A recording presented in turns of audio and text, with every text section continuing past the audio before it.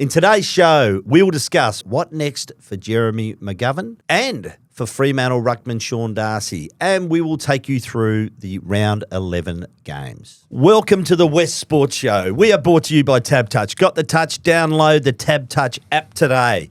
You win some, you lose more. For free and confidential support, visit gamblinghelponline.org.au. I am joined, as always, on a Thursday by the smiling Mitchell Woodcock. How are you? Oh, I'm great, Quarters. How are you? Good. You're fresh from West Coast training. What did you see? Yeah, lovely day at West Coast training. No, it was a really good, positive session. They're going to have a few changes this week.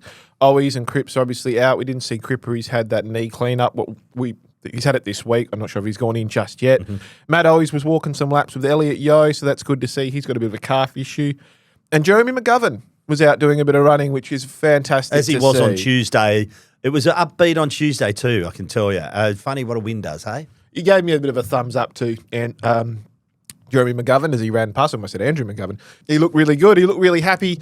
But obviously, we know that there is a bit of question marks about his future, sadly, and we're going to wait for what is a concussion panel going to decide whether he plays. Let's just work our way through that for the moment. So the career of West Coast Premiership player Jeremy McGovern hangs in the balance, Mitch, after the Eagles referred the defender to the AFL's concussion panel. He's obviously still suffering the effects of that head knock he copped from Jake Melsham in round 8, which was I thought a completely legitimate knock, by the way. The AFL didn't punish him for it. Yep. It's just in a contest. But series of concussions. Jeremy will now front an AFL concussion panel. So on that panel will be neuroscientists. There'll be some psychologists. Jeremy obviously will get the opportunity to state his case, and the AFL will then decide his career. So. There's not too many players that have fronted the AFL concussion panel and have basically been allowed to play on. Tom Liberatore is one. Nathan Murphy was cleared, but then a short time later was unable to take part at a pre-season scratch match and retired. So we know in recent times at West Coast, the high-profile names of Brad Shepherd and Daniel Venables, but also Luke Edwards was forced to medically retire.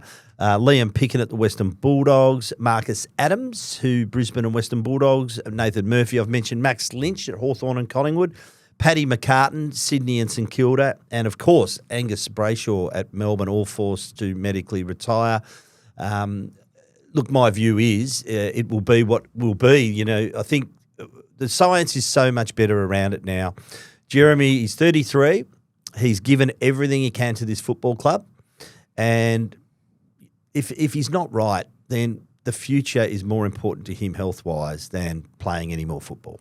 So I'm going to go into it from a purely story point of view, because I think in terms of concussion, I don't think it's not like hamstrings, it's not like knees. This is so much bigger. You can live the rest of your life without sprinting. 21 days for a hamstring, Mitch, but we only give him 14 for a brain rattling round in your skull with concussion. Exactly, and it's you can live the rest of your life, Quarters, as you know, without sprinting, but you can't without your brain. And that's the reality. So please, when I say the next part, this is me talking from a football point of view, not from a medical point of view, and I'm not trying to diminish it. But I rang Dr. Peter Larkins yesterday because the instant thing is to know what's going on behind the scenes, and he gave us an indication of what's happening. Essentially, without him saying it, from what I can understand, is they will look for. Well, he said they will look for brain damage and to see what's there. It sounds like they always take a more cautious approach than they do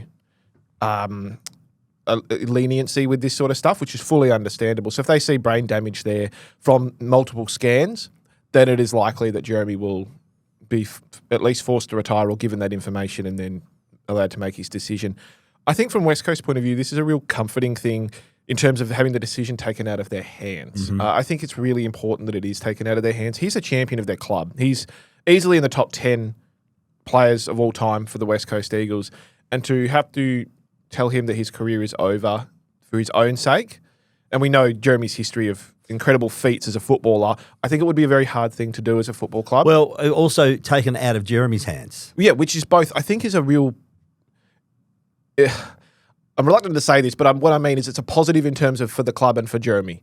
I think this is a really important decision to be made, and I think it's taken out of their hands will be a relief for all parties behind the scenes. I don't think they're taking it lightly, but I think it would be one of those things where they don't have to at least make this decision themselves. It's taken out of their heads. Andrew McQualter essentially was saying today they're not sure when the concussion panel is at the moment. They're treating it day by day. Jeremy was out there running again today. He's going to have a few days off while they're in Adelaide to take on Kuana, which is really good for him. Jeremy's still involved at the football club, and they're not going to make any decisions about his role going forward until they have all the information. So essentially, he's not an assistant coach right now to the likes of Sandy Brock and Harry Edwards, even though I dare say, knowing Jeremy, he's in their ear and helping them out as much as he possibly can. So it's going to be one of those tough ones. I think they're taking it a little bit day by day at the moment. But I think from a club point of view, they would be slightly relieved that they don't have to make this call because it is such a massive call on one of your club greats. So the two scenarios are he's cleared and he plays on, okay. The other one is that he's forced to medically retire. Now, Jeremy has a year of his contract remaining, as we discovered with Angus Brayshaw, who had quite a multi-year deal still ahead of him, and he was well looked after. I think Jeremy would be well looked after and would deserve to be well looked after, given what he's given to the game, what he's given to the club. Wonderful career, 33, and you look at where the Eagles are at the next couple of years, and you think, let's just, if Jeremy can't go on, then I think Jeremy has earned the right to hang the boots up and let the new breed come through. And Jeremy is very much a typical country kid from talking to him from Albany that way, but he's also incredibly intelligent when it comes to football. So I can see him transitioning to whatever he wanted to do, whether it be media, coaching, or even just leaving football altogether. But I think Jeremy will be fine in the next stage of his life. What's most important is his future health. He's got a young family. Of course. And so football, while we sit here at the West Sport Show and as journalists, football is the be-all and end-all sometimes in our lives. It's not really. And we need to remember that for someone like Jeremy. And if it was the last time we ever saw him play in that Melbourne game, I'm very thankful to have covered at least the latter half of a portion of his career. And to witness that 2018 grand final in that moment where he took that mark. He started it all, didn't he, really? I mean, he was the one. So, so many games you could think of. But let's not write him off just yet. But, I think it's important to get your fan hat off, like whether you're a West Coast supporter or just a fan of the AFL. We often look at these players as if they're invincible. They're not. And, you just got to take your fan hat off, appreciate what you're being given, and the rest of Jeremy's life is much more important than any footy going forward. And when I was talking to Dr. Peter Larkins yesterday, I find this interesting. Before we did the chat, we were discussing, and I'm sure he wouldn't mind me saying this, we were discussing, cases that you mentioned before where guys got through the concussion panel. And he actually made the point that there's actually probably a lot more that we don't know about too, that have gone to this concussion panel, whether it be off-season or during seasons, and have either passed or maybe been told you can't play anymore. So it'd be interesting to know the record. It's probably a bit more private than that, and that's understandable. But look, we all look at it from the high-profile ones, like you said, in Murphy, Brayshaw, Carmichael, Nux Adams, and then, Aidan O'Driscoll from over here, which is the sad one as well. So, look, if you're thinking about the history side of things, it's probably not on Jeremy's side, but it's such an individual case with a brain that it's going to be very much individualised, and it'll hopefully come out the right way for him. And hopefully we see him get to 200 games. He's only 3 short, isn't he? He is. So, and look, this changes so quickly, Quarters, that last week the people I was talking to were planning for his 300th game in Bunbury against North Melbourne. 200th game in Bunbury against North Melbourne, which meant he would play this week.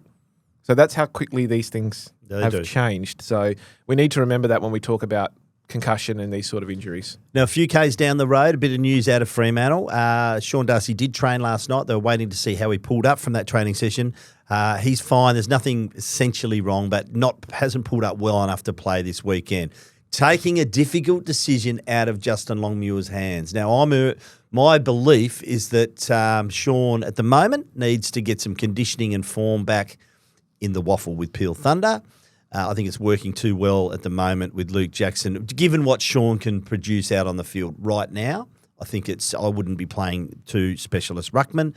There's another school of thought espoused by Craig O'Donoghue on Tuesday on this program and in the West Australian that a block of training is probably more pertinent for him at the moment. What say you? So I think this is both a positive and a negative for Fremantle right now. So essentially it's kept them at bay from having to make what's a really big decision around this weekend's selection and probably for the future selection.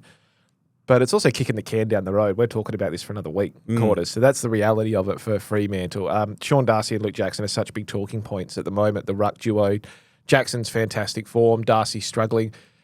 I think the injury, whether it's minor or not, the 2 weeks off has actually changed the landscape of it too, though. I don't think he can come straight back in regardless, even if they wanted him to, even if Jackson was out of form. And you know what? Even if Jackson maybe got injured this week, I'm not entirely sure you could just throw him straight back in. So I think that they're going to need to play him in the waffle for at least a week or two to get some conditioning back. So I agree with you. But I think this latest setback, while it's unfortunate and we don't wish for anybody to get injured, it may be a small blessing in disguise for Sean and for Fremantle because, again, it's taken a difficult decision out of their hands. The long-term ramifications for this are massive, though. We always talk about the Jackson and Darcy combination. Can it work? Who goes? You know, your story on Jackson potentially at the end of this season at this stage looking like asking for a trade back to Melbourne. Do Fremantle then try and pursue him being the number one ruck to try and keep him? What does that mean for Sean Darcy's career? Well, I'm sorry, but even if this is just a minor setback, it's another setback in this injury. This is not a new injury. This is the same thing, and you can't tell me it's not concerning. It is concerning. This is a big deal. So I think Fremantle have faced a really big 6 months with this decision. I think this could potentially be defining for this era, to be honest with you. I really do. I think the next 6 months with Jackson and Darcy could define whether this club finally breaks through for a premiership. We'll find out whether they're going to be a partnership or not in the next 6 months. But I think it defines whether they're premiership contenders or not in the next few years. I really do. And I think it's a big decision for the list management and for Justin as a coach as well. I think it could really hinge on multiple factors here. It could hinge with Justin's career. It could hinge with the list management and the way they go about building this list, not just Sean and Luke. So fascinating Fremantle. I think they're at a crossroads right now, and I'm interested to see where they go. Absolutely. Now, let's pick some winners, mate. But before we do, let's go to our good friend David Shortte at TABtouch. Shorty's Tips.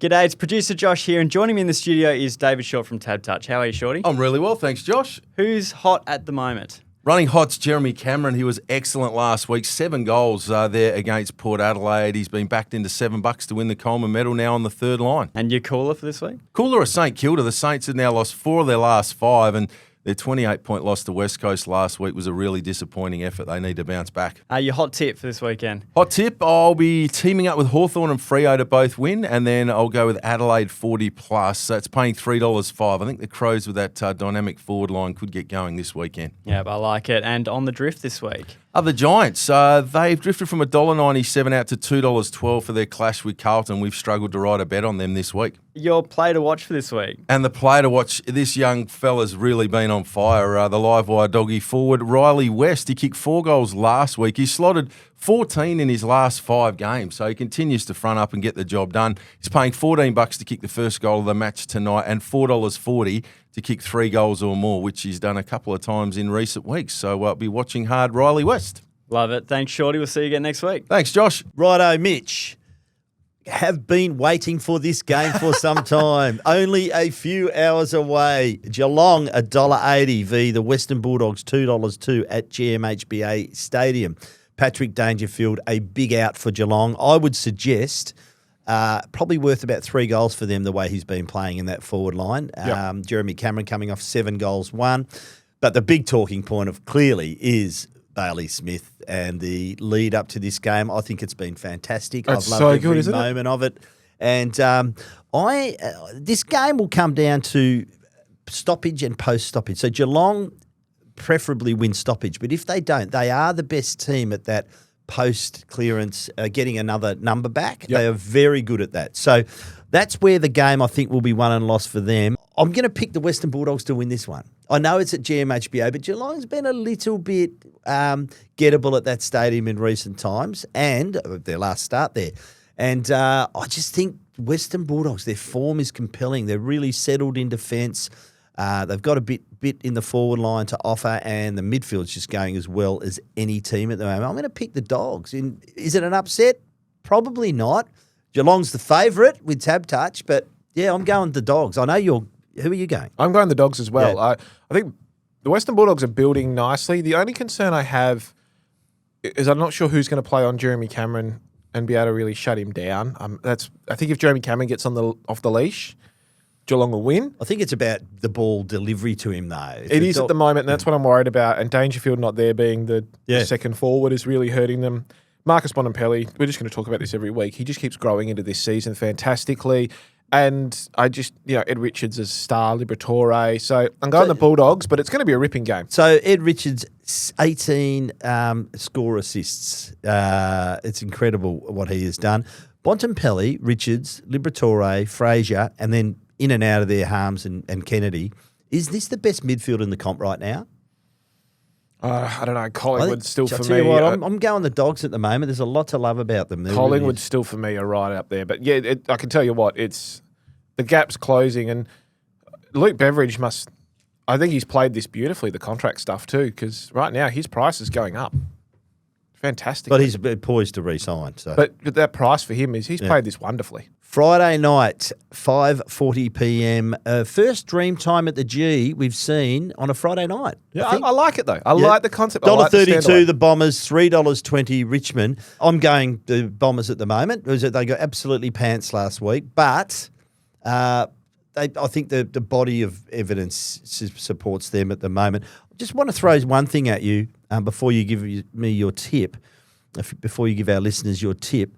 Just a bit of concern. The talk about Indigenous numbers. Only one player drafted last year in their national draft. That was 87 Indigenous players. Was 87 5 years ago. It's now down to 62. And I think the Bombers may have no Indigenous player for the first time in a dream time at the G game. That is really concerning. It's an area the AFL is looking to address, and they need to do it quickly. Yeah, they really need to find out where they're going wrong in this area, because they are. It's as simple as that. And we've seen so many different situations, and I won't go into them, but with other clubs as well, dealing with certain issues, and, we know that sort of stuff. So, yeah, look, what I will say is that hopefully they can address it. Hopefully they put a lot of money into it, because the AFL get a big broadcast rights deal, but the future of the game is dependent, not just on Indigenous players, but all players coming through, but the Indigenous players are a very special part of our game. In saying that, Essendon for me is the tip.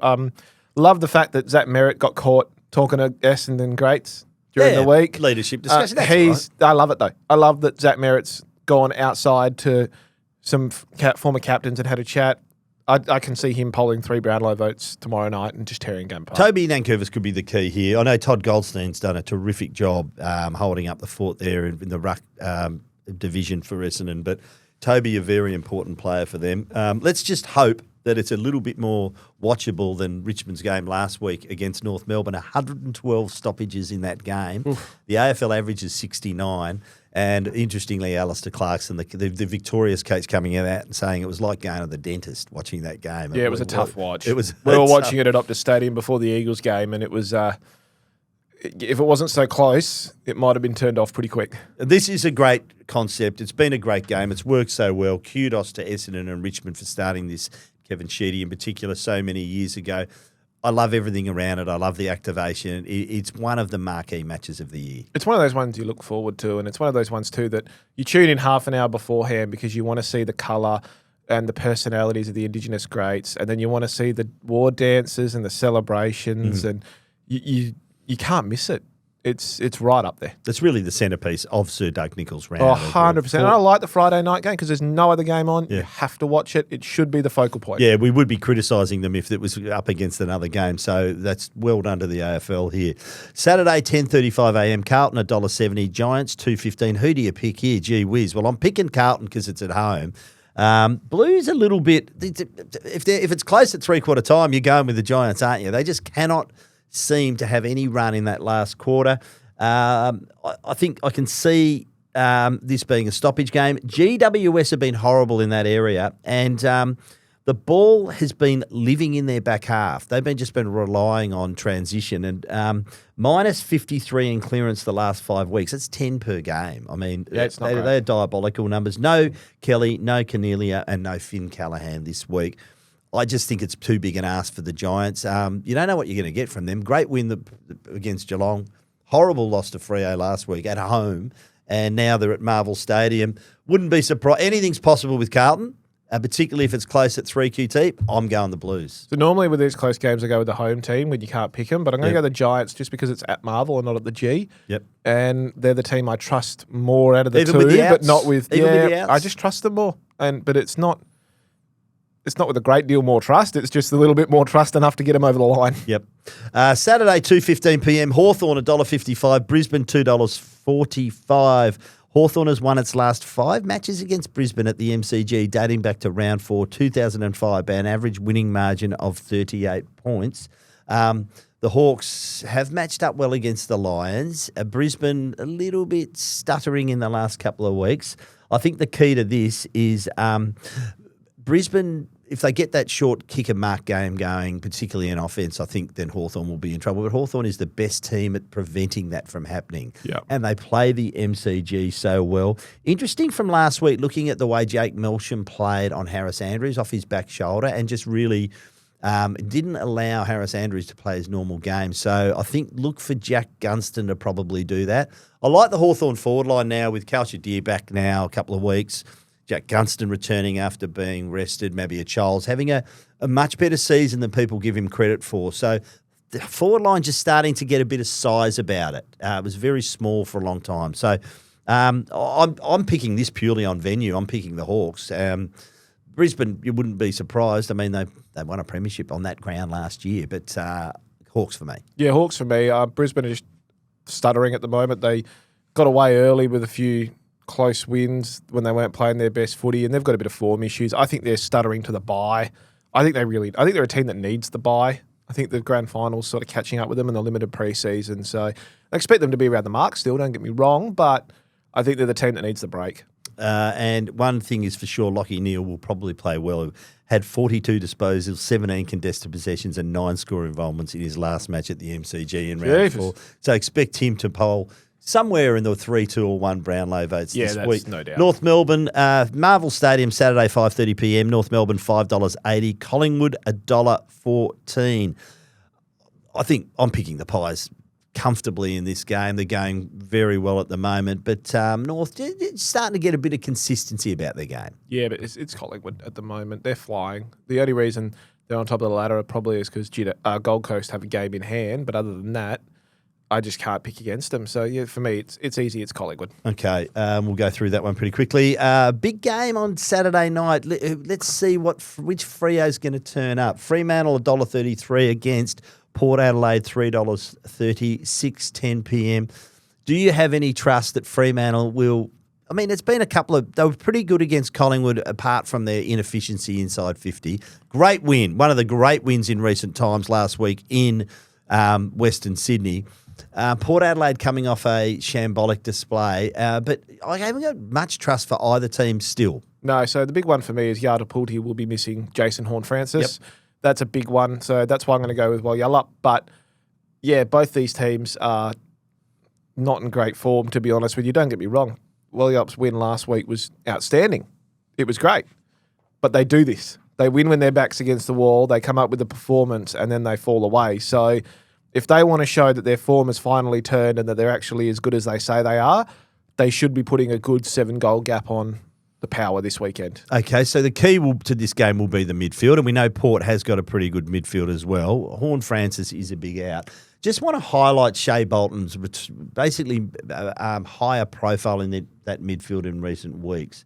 The last 2 weeks, over the course of the season, in the minutes he has played in the midfield, Shea Bolton is the number 1 rated midfielder in the competition, with Brayshaw 4 and Caleb Sarong 11th, also having elite seasons. The Fremantle midfield is starting to look very formidable. Thank you to our friends at Champion Data for that information. His centre bounce work, 7 clearances from just the 28 he has attended. Fremantle have won 71% of the centre bounces he has attended, which is number 1 of any player over the last 2 weeks.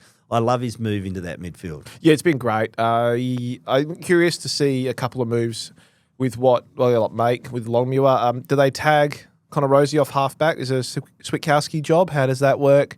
And then, I would. If you're putting them... I would, because he's tearing it apart. Yeah. But then you put Bolton in the midfield. You've got to have Dudley playing up forward a little bit more. I can't see them actually making any changes to the side this week. I thought it was perfect.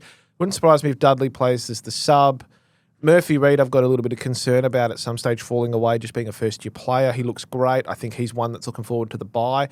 But overall, you'd think that the Dockers have got enough in them to get the win here. Adelaide Oval, Sunday, 11:10 a.m. The Crows, $1.04. West Coast, Woolwich Marrawah, $11. Now, not been a happy hunting ground in recent weeks, but reasonably consistent form from the Eagles. I just want to highlight round 10, last week's win over St Kilda, the first game where the Eagles haven't lost at least one quarter during the game since round 12, 2021. That was 88 games ago. It wasn't that long ago we were celebrating winning a quarter because they were rare. Now we're talking about them winning all of. So, they're starting to show some numbers. The numbers are starting to just tilt back in the Eagles' favour. Yeah, I think Kawana are one of those teams, though, at the moment where they're just starting to find their groove. They were good against Collingwood last week. Let's not, that was a good performance. I know people are critical and saying they should have won, but I thought they were really fantastic. The issue is, and you read the odds there, Quarters, West Coast is so high because of that three-pronged attack forward line. There's no McGovern. And in the midfield, you've got Jordan Dawson, who's that tough bull inside, and Isaac Rankin, who is just having a season and a half. He's top 10 Brownlow at the moment, easily. So how you stop him is one thing, and then I expect them to either throw Oscar Allen back. Yeah, that was my next point. So Thilthorpe, Walker, Fogarty. So there's options. So you could go Ruben Jinby on Fogarty. That matchup could work. Fogarty's, I think, about third in the Coleman medal race. But he's almost the third tall for them at the moment. I'm keeping Oscar forward. Well, if you're going to do that, what that matchup then means is Rep Bazzo has to probably come in because Callum Jamieson is injured and there's no McGovern. I just liked his attack on the footy in that forward half last week, and he's a pure forward. He's a pure forward, but then you're left with Harry Edwards on Thilthorpe. Well, you can switch him back. You start him forward and you can move him back, break glass in emergency. But early on then you're left with Edwards on Thilthorpe, Brock on Walker. Edwards was good last week. And either but I'm sorry. I'm sorry. I'm caught. Well, Thilthorpe's going to monster anyone. He was playing on Matthias Philippou and Mitch Owens at St Kilda, who, no disrespect to them, they are no Riley Thilthorpe. Yeah, I know, but they're not the size-wise, but they're very good players. Yeah, but they're just not Riley Thilthorpe. Riley Thilthorpe and Harry Edwards, I'm putting money on Riley Thilthorpe to have a day out. So it's whether you're putting in player Ruben Jinby on a Fogarty or then you move to a Rep Bazzo, who Andrew McCulter said today was ready to go if needed. So I wouldn't be surprised if he's at least on the plane. But I'm just worried about their backline without McGovern. It's a reality of it. There's three tall forwards, expose a lot of backlines, and West Coast is not great. I have a massive problem with the way Brock and Harry Edwards are spoiling. I keep bringing this up in the box with you. Yeah. You do. You're obsessed about it. Well, they spoil shallow. And so by anybody sitting there thinking, what am I talking about? When they spoil down. And what that does is that allows crummers from opposition teams to pick the ball up and attack and be on offense. McGovern, when he doesn't mark it, he spoils out. That ball ends up 6 rows back in the grandstand. And so there's no, you get a stoppage and you get numbers around it. Brock and Harry Edwards have got to learn to spoil distance. It's a risky spoil, but when you get it right, it goes. At the moment, they're spoiling down. The crummers are getting involved and West Coast are getting hurt. And when St Kilda were coming, it was because their crummers were up and about. So if they don't do that, Josh Shelley and Ben Keys are going to have a great time too. So who are you picking? I'm picking Adelaide. I think Adelaide will win by 10 goals. Yeah. I think West Coast, there's no slide on West Coast. I just think Adelaide's structure up forward is so much better than what West Coast have. Yep. So important to get that midfield at least be competitive and get some pressure on the Adelaide mids. If they don't at least even up at the clearances, it's going to be a very long day. Okay. Sunday, 1:20 p.m, Melbourne, $1.97. Sydney Swans, $1.83. The big Callum Mills, a possibility to come back in. Had a good game in the VFL last week, which will be important for them. Big question for me is Clayton Oliver reinvented as a run with the last few games. Does he play on does he tag? And who is it? Is it Isaac Heaney, who's been in really good form? Yeah, but can you tag an Isaac Heaney with a Clayton Oliver? Clayton Oliver, for all his big body work, is probably not as pacey as he hasn't got the pace to go with Chad Warner, so I think Heaney's the one. Yeah, but then Heaney's going to take him forward. Mm-hmm. And that's where you can really expose a Clayton Oliver. So I think it's a bit different. If they had a Callum Mills fully fit, then I could see that's where he goes. But the Sydney move is a bit different. I'm tipping Melbourne just because where it is. But, so am I. But, oh, Lord, this is... Yeah, I feel like the loser of this, it's finals over. And I think both are already teetering. but the winner keeps the hopes alive. I think the loser's done for the year. Yeah, I'm picking Melbourne as well. Marvel Stadium, Sunday, 2:40 p.m. Roke, St Kilda, $2.60. Gold Coast, $1.50. I'm actually going for St Kilda in this game. Are you really? Under the lid, I am. I cannot. I had a shocker last week, mate. I'm just So throwing, did I. I got 4. I'm throwing a few left fielders out there, and this is one of them. Oh, I'm going to try and get safe. So You're going on the back of last week's game? Yeah, I am. And to be honest with you, they played so boring football until they actually had to win the game, and then they opened it up. And I'm struggling to see what St Kilda are doing going forward. I don't understand them. I don't get their squad. I don't get the list. I don't get where they think they are.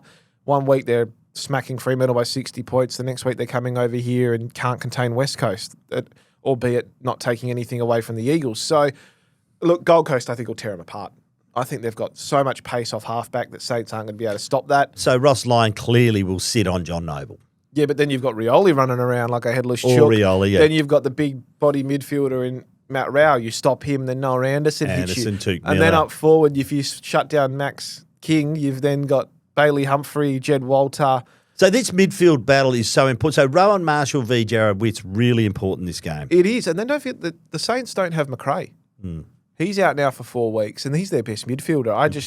I can't tip the Saints. I can't tip the Saints anywhere close to it. I think the Suns are flying, and like I said, if they had that game against Essendon in round 1, if not for the Cyclone, I think they're sitting top of the ladder. And right now, they're top 4 for me. You mentioned him before. I think Mitch Owens is important in this game. He's been goalless his last 2 starts, but he does perform well at Marvel Stadium. Averages 2.4 Got to get it goals down a game. there. So, Mitch, it's time for our favourite time of the week, the Thirsty Camel mailbag. This week's special Hans Super Dry Stubbies, only $53.99 a carton. We'll be giving away a $50 digital voucher shortly. Thanks to Thirsty Camel, our long-term sponsor. Get your questions in for next week to the WestSport. TheWestSport at wanews.com.au. Please include your mobile number at the bottom of your email, as we'll send you a digital voucher if you are a weekly winner. I don't Mitch. mind a super dry. Oh, I love a super dry. I love a bit of a The super cricket boys will be up and about here in that special. You know, I'm a CUB or a Swanee man, mate. I'm a black duck man. You or a are, CUB. you are. But you can get both at Thirsty Camel. 100%. Yeah, no, you know, I'm a traditionalist. Our producer Josh, I reckon he's a prosecco man. Josh, look at him. Oh, he's definitely a prosecco man. You're a fancy boutique beer man, I know. No, I'm a super dry man. I don't mind a super dry. Every now and then get a little fruity beer. Yeah. No, this one from some interesting, obviously relating to some massive news earlier this morning. Tottenham's win over Manchester United. Oh, Ange Postecoglou, congratulations. Something torn there. I'm a Man U supporter, but love seeing the Aussie boy get up and get the silverware. First win in, 17 years or something? Something like that. It's incredible, yeah. Having broken Tottenham's trophy drought. This is actually from Ben Smith, our football writer. Of course. Having broken Tottenham's trophy drought, could Ange Postecoglou break his beloved Carlton's AFL premiership drought? He is a Carlton supporter, and he did play a bit of footy as a youngster. He's a coach. Do you think he could coach an AFL team? Oh, Ben. Well, I love you, question. Ben. It's a That fair is a question. fair question. No. You wouldn't put it past him. He's done a good job at Tottenham, really. I mean, horrible year in the EPL. They've won the Europa. They're in the Champions.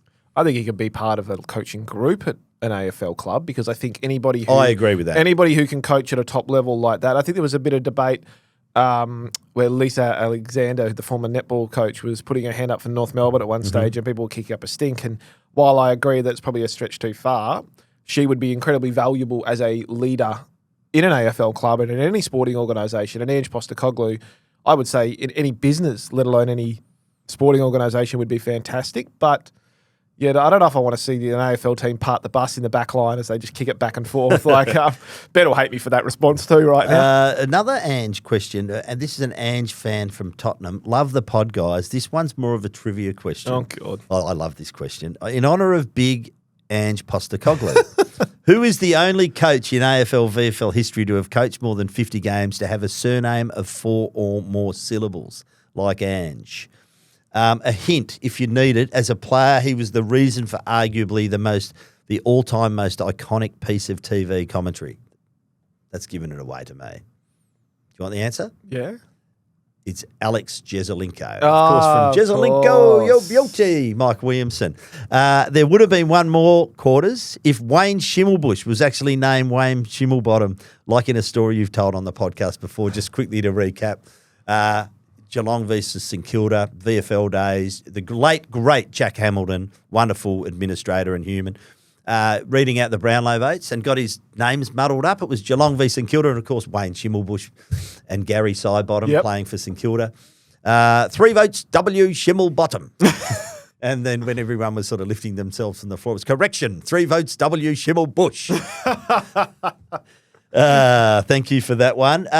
This one from Andrew, regular contributor to this podcast. Nice to have you back, Andrew.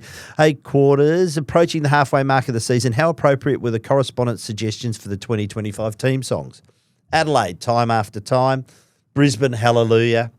Carlton, Pleasure and Pain. Well, that's very apt. Oh, yeah. Collingwood, Dream On. Looking like they're going to get there. Essendon, Learning to Fly. Fair.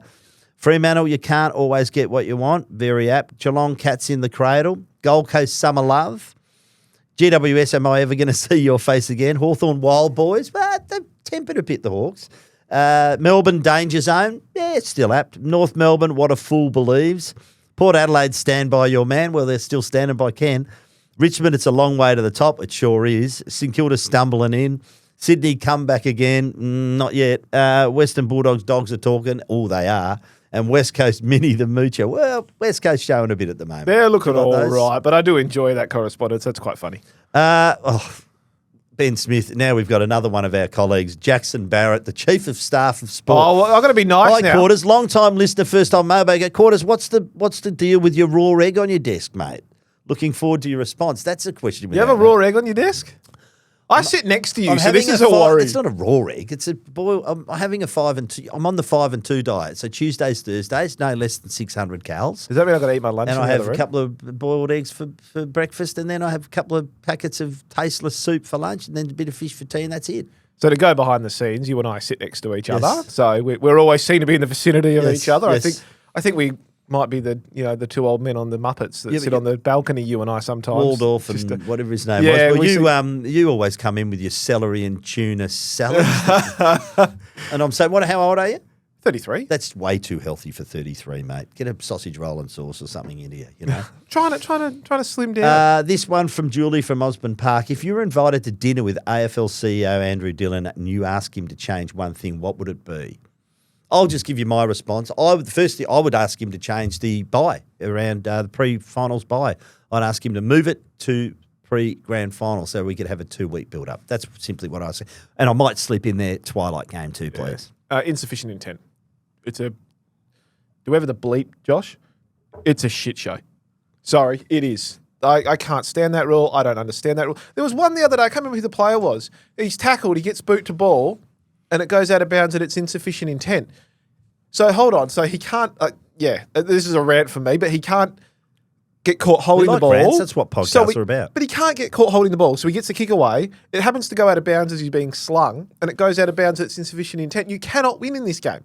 All of us, we're going to get to a point where players are going to stand there over above the footy, looking at it, and no one's going to be touched. It's a shit show. Okay. Fair enough. This week's winner's going to go to a Tuesday bit of mail. That's from Matt from Mount Hawthorn, who emailed us the unfair fixture, Collingwood leaving Victoria 2 more times only for the rest of the season. It's a very fair comment, That's Matt. a great comment. You are this week's winner. Jackson's not going to be happy, though. He's going to eat your boiled leg now. I've eaten them, mate. Bad luck. We've been brought to you by TABtouch. Got the touch. Download the TABtouch app today. You win some, you lose more. For free and confidential support, visit gamblinghelponline.org.au. Remember, you can watch or listen to this podcast on YouTube Music. I'll be watching. You can get to see Mitch Woodcock's head. Leave us a rating and a review, and don't forget to follow this podcast so you don't miss an episode. Mitch, thank you once again. I think we had a few different tips this week, so good luck with yours over the weekend. I had a shocker last week. I'm at the very bottom of the first column. Yeah, I know. You know you want to be in the first column. I'm coming up. I'm Where are about you? 15th. Second column? So, yeah, but 15th. So I'm like You 3 one or behind 4 me? away. So, yeah, I'm one behind you. So I'm coming. Oh, That St Kilda tip's going to bite you on the backside. oh, maybe not. Might be genius. Might be my finest moment, Mitch. It might be. That's your finest moment. We've got to worry. That is true. Talk to you next week. See you next week.